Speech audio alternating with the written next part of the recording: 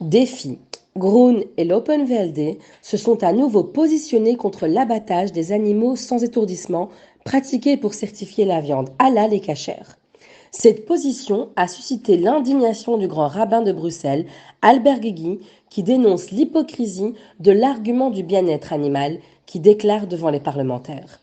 Où est la logique? D'après le grand rabbin, l'application du projet de loi, l'abattage rituel tel qu'il est libellé actuellement, aura pour conséquence immédiate de fermer l'abattoir d'Anderlecht et de transférer toute l'activité actuelle vers d'autres pays européens qui n'exigent pas l'étourdissement préalable. Le problème, c'est qu'il y a des gens qui sont bien intentionnés, mais qui ne mesurent pas les conséquences de leurs actes. On a un consensus depuis 1974 sur cette question, qui est d'imposer l'étourdissement préalable, mais de conserver une protection pour les minorités religieuses. Et nous, ce que l'on plaide, c'est évidemment pour conserver cette exception.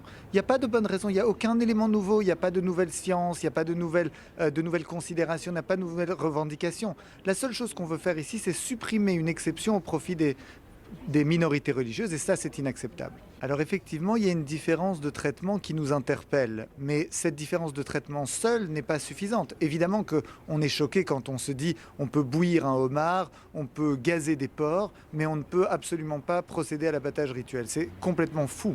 Mais même si tout ça était interdit, même si la chasse était interdite, même si la corrida était interdite, même si la pêche était interdite, ça ne changerait rien. Protéger une minorité religieuse, c'est un fondement de notre démocratie. Quelles sont les conséquences de ce projet de loi? Où est la logique? D'après le grand rabbin, l'application du projet de loi, l'abattage rituel tel qu'il est libellé actuellement, aura pour conséquence immédiate de fermer l'abattoir d'Anderlecht et de transférer toute l'activité actuelle vers d'autres pays européens qui n'exigent pas l'étourdissement préalable. Quelles sont les conséquences de ce projet de loi? Si cette ordonnance passe, c'est vraiment une catastrophe pour les communautés juives et les communautés musulmanes. Parce qu'à ce moment-là, on est obligé d'aller pour manger notre viande, aller à l'extérieur, à l'étranger, et devoir importer de l'étranger notre viande. Bien sûr, le but pour eux, c'est le bien-être animal. Comme si le judaïsme et l'islam ne prenaient pas le bien-être animal. Dans la Bible, depuis la première page jusqu'à la dernière, il y a un souci permanent de protéger l'environnement, de protéger l'animal. Et chez nous, comme dans l'islam, il est interdit de se mettre à table avant d'avoir donné à manger à son chat et à son chien. Je trouve cette ordonnance injuste parce que le bien-être animal, nous sommes pour. Et ce n'est pas en imposant des ordonnances que nous allons résoudre le problème.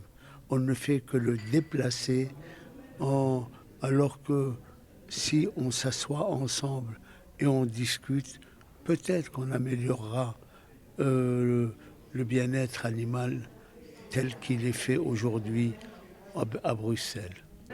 Donc les conséquences, c'est que les boucheries devront se réorganiser, donc aller chercher des viandes à l'extérieur de la Belgique, aller se fournir des viandes qui vont coûter donc plus cher, où on aura plus difficilement la maîtrise, où on devra engager du personnel peut-être à l'extérieur des pays pour pouvoir s'approvisionner. La qualité, elle ne sera pas maîtrisée, on aura des qualités peut-être un peu moindres ou autres. Donc, ou alors des approvisionnements, des ruptures dans les stocks. Donc faire ramener de la marchandise de 500, 600, 700, 800 km, s'il y a un problème dans la route, eh ben, c'est tout le camion et c'est une partie de la marchandise qui n'arrivera peut-être pas à Bruxelles. Donc 100% déjà, les prix ça va faire augmenter les prix, quoi. Clairement et simplement. روبورتاج أخبار الجالية.